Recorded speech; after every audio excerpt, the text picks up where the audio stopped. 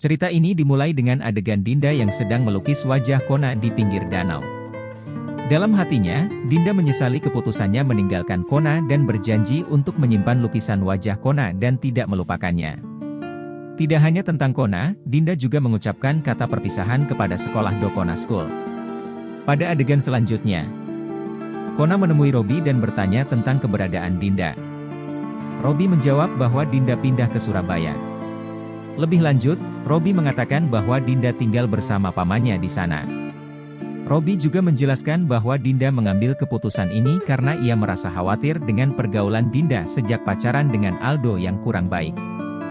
Robby juga menyampaikan bahwa Dinda akan menetap di Surabaya selamanya. Mendengar hal itu, hati Kona hancur berkeping-keping. Di sisi lain, Robby merasa senang Dinda tinggal di Surabaya dan meninggalkan Dokona School, karena ia merasa kesulitan menjaga adiknya sendirian, terutama mengingat orang tuanya yang sudah lanjut usia. Sementara itu, Kona merasa bahwa ia bisa menjaga Dinda dan bahwa Dinda seharusnya tidak pergi. Kesedihan Kona semakin bertambah saat Robby menjelaskan bahwa Dinda lebih bahagia di Surabaya karena banyak anggota keluarga yang peduli padanya di sana. Kemudian, tiba-tiba Robby memberikan sebuah surat dari Dinda untuk Kona yang berisi permintaan maaf dari Dinda kepada Kona. Dalam surat itu, Dinda juga berharap dapat bertemu lagi suatu hari nanti.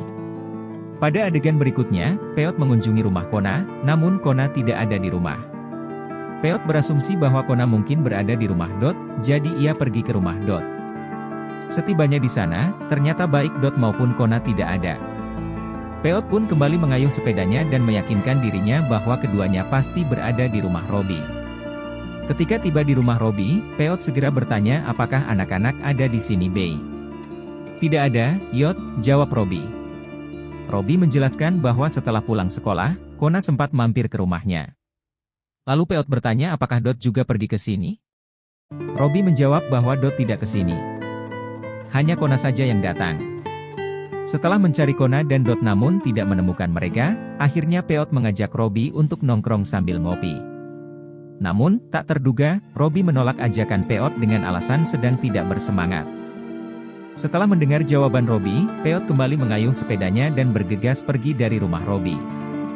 Dalam perjalanan, Peot berbicara dalam hati bahwa teman-teman dalam geng 4G sudah tidak seasyik dulu. Akhirnya, Peot tiba di sebuah danau. Sambil bersandar di sebuah pohon, Peot mencurahkan isi hatinya melalui buku harian. Dia merasa tidak ada seorang teman pun yang peduli padanya. Peot menilai bahwa geng 4G sekarang lebih memprioritaskan percintaan daripada persahabatan.